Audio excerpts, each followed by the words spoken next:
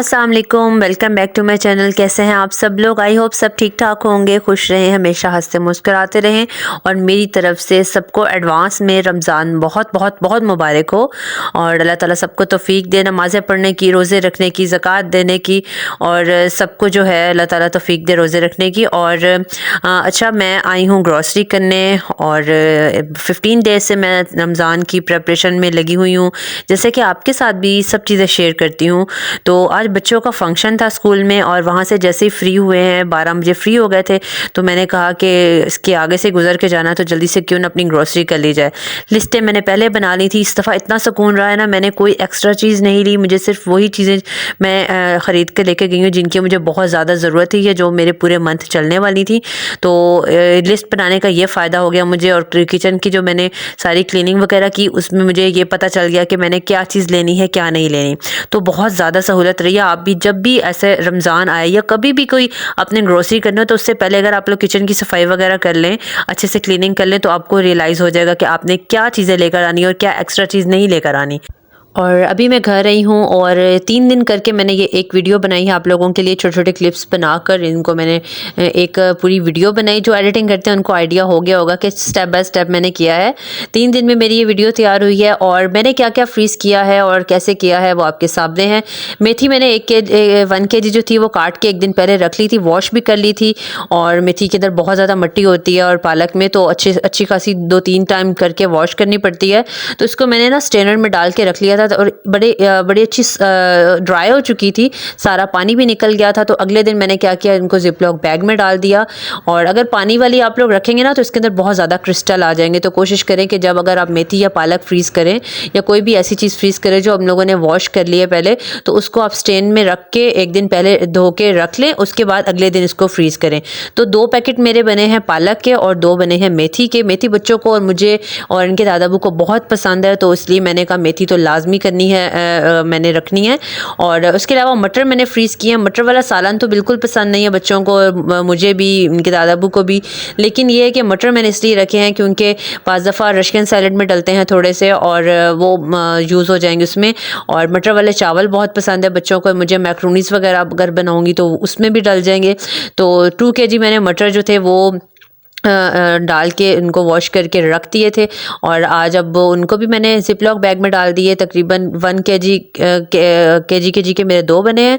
और उसके अलावा अदरक लहसुन का पेस्ट है वो, उसकी तो मेरे तकरीबन 3-3 4-4 माह निकाल देते हैं। और इसकी मुझे इतना फ़ायदा है ना कि अदरक लहसुन का पेस्ट का मैं बता नहीं सकती।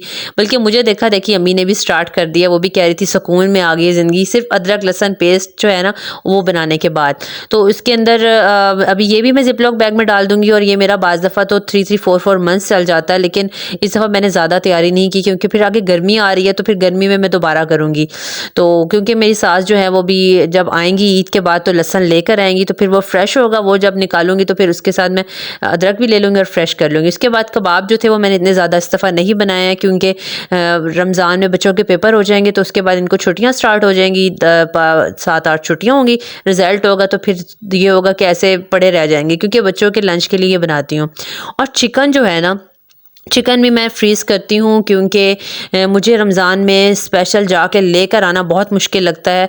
तो चिकन जो है मैंने 3 पैकेट बोनलेस के बनाए हैं, कि अगर कोई चाइनीज़ वगैरह बनाने हुए, या मैक्रोनी वगैरह में डालने हुए, या किसी चीज़ में भी ज़रूरत पड़े, या फिर बोनलेस हांडी को बनानी पड़ जाती है, तो उसके लिए 3 पैकेट मैंने चिकन के बनाए। इसके साथ इसमें मैंने ये वाले जिपलॉक बैग यूज़ किए हैं, क्योंकि ये फिर वेस्ट हो जाते हैं, ये मैं फेंक देती हूँ। और जो दूसरे वाले हैं वो वॉश करके आप लोग दोबारा यूज़ कर सकते हैं। तो वैसे तो ये भी यूज़ कर सकते हैं, लेकिन चिकन वाले मेरा दिल नहीं मानता कि मैं इसके अंदर दोबारा इसको फिर रीयूज़ करूँ। तो बाकी 3 पैकेट मेरे जो हैं वो बोनलेस के बने हैं, और बाकी मैंने 2 kg चिकन लेके उसको मैंने थोड़े थोड़े पोर्शन बना दिए। और मतलब देखा जाए तो मेरी 6 हांडियाँ जो है ना इस चिकन की बन जाएंगी, और बोनलेस की अलग। तो मैं उस हिसाब से मैंने अपना मेन्यू भी तैयार किया है कि मेरे लिए ईजी हो जाए।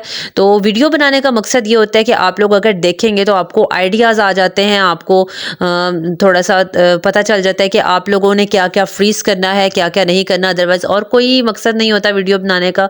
तो मैं चाह रही थी कि आप लोगों की भी थोड़ी हेल्प हो जाए कि आप लोग क्या क्या फ्रीज़ कर सकते हो।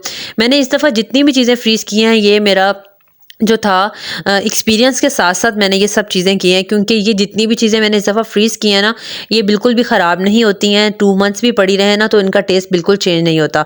उसके अलावा पिछले रमज़ान में मैंने टोमेटो पेस्ट बना के किया था, लेकिन वो मुझे बिल्कुल अच्छा नहीं लगा। उसका टेस्ट भी अजीब सा हो गया था, वो बड़ा भुरभुरा सा हो गया था, उसके अंदर पता नहीं नमी ख़त्म हो गई थी या क्या, मुझे बिल्कुल अच्छा नहीं लगा। बाकी ग्रीन चिली का पेस्ट बना के रखा था, मुझे वो भी अच्छा नहीं लगा। तो मैं वक्त के साथ साथ ना एक्सपीरियंस होता रहता है बंदे को, तो बंदा थोड़ा अपनी गलतियाँ सही करता रहता है। चने जो है वो मैंने फ्रीज़ किए हैं, इसलिए कि कोई चाट वगैरह बनानी पड़ जाती है या फिर चनों वाला पुलाव बनाना पड़ जाता है, तो ईज़ी हो जाता है और सैलड में भी बहुत अच्छे लगते हैं।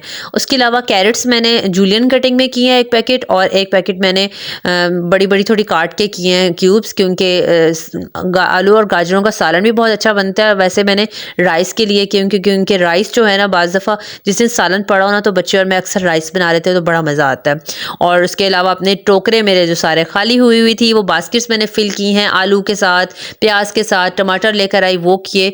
और अब मेरी रमज़ान की अल्हम्दुलिल्लाह पूरी तैयारी हो चुकी है। अब बस मैंने सिर्फ नहा धोकर अच्छे-अच्छे कपड़े इस्त्री करके रखने हैं, ताकि नमाज की भी प्रॉपर तैयारी की जाए और फिर सहरी की तैयारी करनी है। और अब मैं बना रही हूँ सैंडविच, क्योंकि सुबह ईमान की कोई पार्टी है और इसने मुझे कहा था मम्मा मैंने सैंडविच लेके जाने हैं अपने लिए और अपनी एक फ्रेंड के लिए। तो उनको मेरी ईमान की फ्रेंड्स को ये मेरे सैंडविच बहुत पसंद है, तो ईमान मुझे हर बार कहती है मम्मा प्लीज़, मेरी फ्रेंड्स कहती हैं अपने मम्मा के हाथ के सैंडविच बना के लेकर आना। तो मैं भी ना सैंडविच बना रही हूँ, तो बहुत ईजी है, तो मैंने सोचा आपके साथ रेसिपी शेयर करती हूँ। चिकन की मैंने मैरिनेशन करके उसको बना लिया था, जस्ट मैंने उसमें नमक मिर्च हल्दी डाली है और थोड़ी सी ब्लैक पेपर डाली। और आप लोगों का अपना फ्लेवर, अगर आप लोगों ने अचारी फ्लेवर में बनाना है तो अचार गोश्त का 1 चम्मच डाल दें। मैंने तिक्का में बनाया है, मैंने 1 चम्मच तिक्का फ्लेवर की डाली है और थोड़ी सी क्रीम डाली और उसको मैं बस पकने के लिए रख दिया। जैसे ही वो पक गया तो उसके मैंने छोटे छोटे क्यूब्स कर लिए हैं। उसके बाद मैंने 2 खीरे काटे हैं बारीक बारीक, उसमें काली मिर्च डाली और थोड़ा सा नमक डाला है। और क्रीम के जो मायोनीज है ना, उसके अंदर दूध डाल के उसको थोड़ा पतला कर लिया करें, क्योंकि बहुत ज़्यादा सॉल्टी हो जाता है और वो बिल्कुल उसका टेस्ट अच्छा नहीं लगता। मायोनीज डालने का मकसद सिर्फ ये है कि ये आपस में बाइंड हो जाए, क्योंकि वैसे तो ये ब्रेड के अंदर जब हम लगाएंगे तो सारा वो बाहर को निकलेगा, गिरेगा। तो मायोनीज़ डालने का मकसद ये होता है कि आपस में चीज़ को जोड़ लिया जाए। तो इसलिए वो जब हम लोग दूध के अंदर मिक्स करके डालेंगे ना, तो उस जो सॉल्टी सा टेस्ट आता है ना, कुछ लोगों को मायोनीज़ का टेस्ट अच्छा नहीं लगता, वो बिल्कुल नहीं आता। तो मैंने बस इसके अंदर हल्का सा दूध डाल के इसको मिक्स किया। आप लोग क्रीम भी डाल सकते हैं, मिल्क पैक। और हम इसमें सॉल्ट और ब्लैक पेपर और चिली फ्लेक्स, अगर हम लोगों ने स्पाइसी करना है तो चिली फ्लेक्स ज़्यादा डाल दें, लेकिन जो सॉल्ट है ना वो बिल्कुल 1 पिंच डालनी है, बहुत ज़्यादा नहीं डालनी। अगर नहीं पसंद सॉल्ट तो आप बेशक ना डालें, सॉल्ट के बगैर भी बहुत अच्छा टेस्ट आता है। और इसका खीरे का और चिकन का कॉम्बिनेशन बहुत मज़े का लगता है सैंडविच में, एक बार ज़रूर ट्राई करके देखना आप। और बस मैं सैंडविच जब बनाने हो ना, तो मैं जिस दिन सैंडविच देने हो लंच में, मैं रात को इसकी सारी प्रिपरेशन करके रख लेती हूँ। सैंडविच पूरे फुल तैयार करके इनको रैप करके रख लेती हूँ, क्योंकि सुबह बस फिर निकाले, लंच में डाले और बच्चों को दे दिए। सुबह इतना ज़्यादा टाइम ही नहीं होता कि मैं इनका इतना मुश्किल वाला जो है ना लंच तैयार करूँ।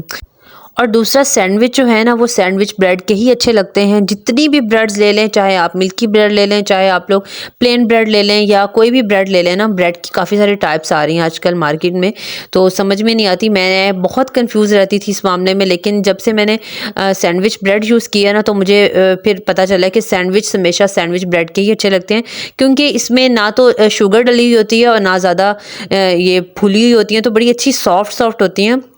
टेस्ट बहुत अच्छा लगता है इनका। तो मैं तो जब सैंडविच ब्रेड लेकर आती हूँ ना इनके लिए, क्योंकि काफ़ी बड़ा पैक होता है, तो फिर मेरे 2 दिन बच्चे लंच में लेकर जाते हैं। वैसे तो मैं ब्रेड के बहुत खिलाफ हूँ, क्योंकि इसमें बिल्कुल ताकत नहीं होती। एक तो इसमें यीस्ट भी थोड़ा सा डला हुआ होता है, बेकिंग पाउडर डला होता है, तो फिर इसलिए ज़रा ये सेहत के लिए भी अच्छा नहीं होता। तो इससे बेहतर है कि आप लोग बच्चे को पराठा, अंडा पराठा या पराठे के साथ कुछ भी लेके लंच में डाल दिया करें।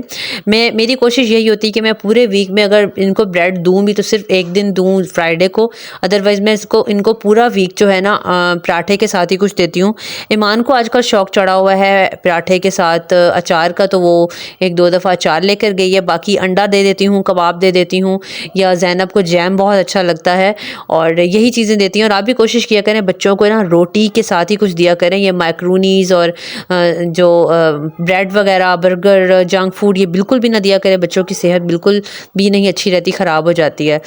और यहाँ पर बातों बातों में मेरे सैंडविच भी फुल तैयार हो गए हैं। बस अब मैं इनकी कटिंग करके इनको रैप करके ज़ैनब ईमान के लंच में डाल के रख दूँगी और फिर जो टेस्ट करना होगा वो कुछ अभी खा लूँगी, कुछ ज़ैनब ईमान ने अगर टेस्ट करना हुआ तो उनको टेस्ट करने के लिए दे दूँगी।